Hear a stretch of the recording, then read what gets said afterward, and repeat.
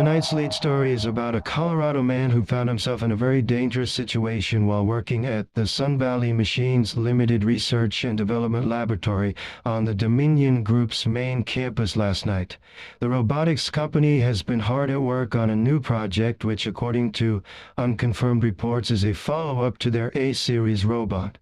That's the general consensus amongst the biggest influencers in the tech sphere. No one knows for sure what this big project is, as the company is not giving any interviews or statements to the press at this time, and security at the Colorado laboratory has really beefed up.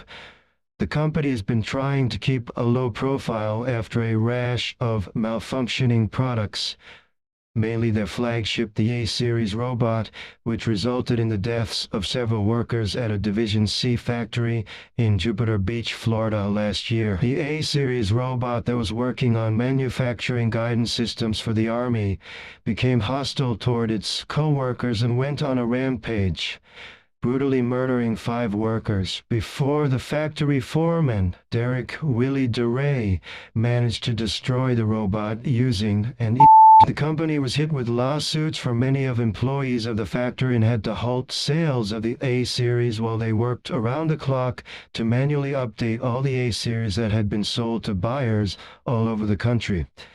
The Dominion Group was able to keep the tech company from going under completely, but after things had calmed down, disclosure of future product development and projects have ceased. But that all changed after a major incident involving an unknown device that we are being told was undergoing its first testing phase, suffered a catastrophic failure which caused the entire research department to implode due to what I can only guess would be the appearance of a miniature black hole of some sorts. Reports from first responders are conflicting, but it would seem as if all 120 employees at the Sun Valley Machines Laboratory were killed when the lab imploded and disappeared into the space-time anomaly that has yet to close itself.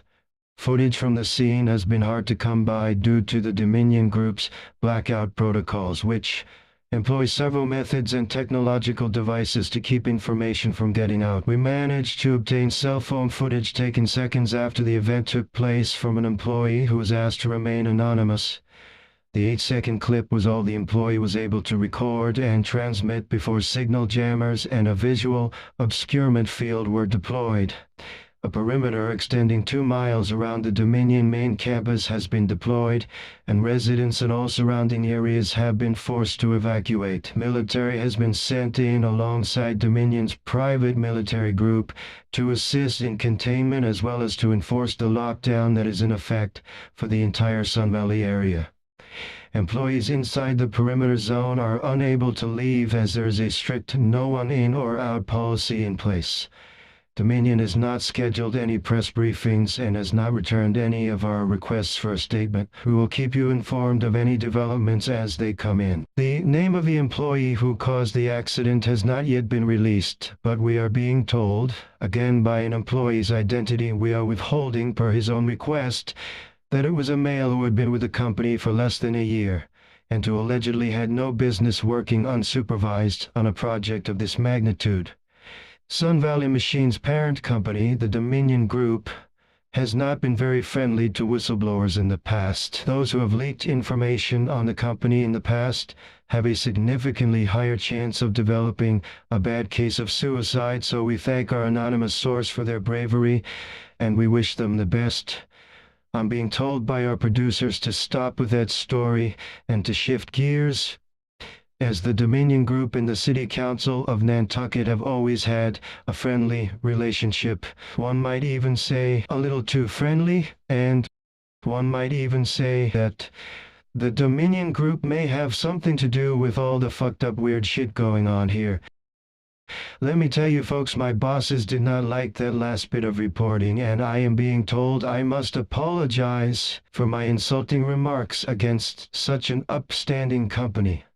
So here's the best I can do. Nantucket, I'm very, very sorry that I said mean things about Dominion and for insinuating that they killed their loose-lipped employees and staged their deaths to look like suicides. Of course, no powerful corporation with ties to the American intelligence community and a clearance level on par with the president would ever commit such heinous acts. Once again, my bad.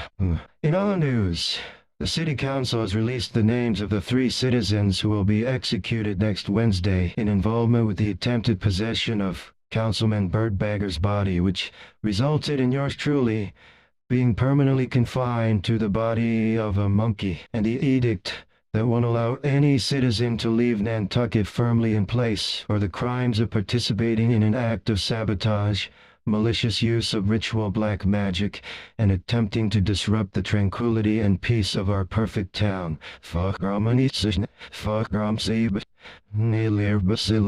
Have been found guilty of all charges and are sentenced to death by hanging in the town square. Executions are carried out on the first Wednesday of the month. All citizens, including minors, are required to attend. There will be a potluck dinner beforehand and a petting zoo for the kids. The mayor will be on hand to deliver the monthly salutations and to oversee the executions. I am being given word that I am one lucky bastard that the local government is a merciful and benevolent one, and have deemed me being stuck inside the body of a monkey and forced to read the news every night for the rest of my natural life as sufficient punishment for my role in these aforementioned criminal activities. So long as I express how sincerely regretful I am of my treasonous behaviors, and that I am pleased with the sentences extended to my co-conspirators, lifelong friends, whom I arrived with when I came to town over a decade ago, on our way back home from a trip to Canada. Stay tuned for a word from our sponsors. Hello, Peter Markhoff here, founder and CEO of the Bear Warehouse. For over 50 years, we've been meeting the teddy bear needs of the people of Nantucket, and we've always made it our #1 priority to bring you excellent products and top-notch services. The Bear Warehouse has been here through good times and bad times, and we've weathered more than a few storms together, haven't we? This is why it gets under my skin something terrible when I hear rumors have been spreading around town that our handcrafted, top-of-the-line teddy bears are possessed by ancient demons who seek to inhabit the bodies of your children to cause them to do sinister and depraved acts of violence and chicanery. That is simply not true, and the person spreading such rumors is a no-good scoundrel, probably that troublemaking monkey and his pals, who I'll certainly be glad to see hanging from a short rope next Wednesday. Now, some of you who have been here long enough may remember one incident where one of our teddy bears had transformed into an actual bear and mauled the Daneverson family to death while they slept. What a mess that was. Anyways, that was an isolated incident, and a thorough investigation proved that the Bear Warehouse was not to blame in the tragedy that took the lives of 5 people.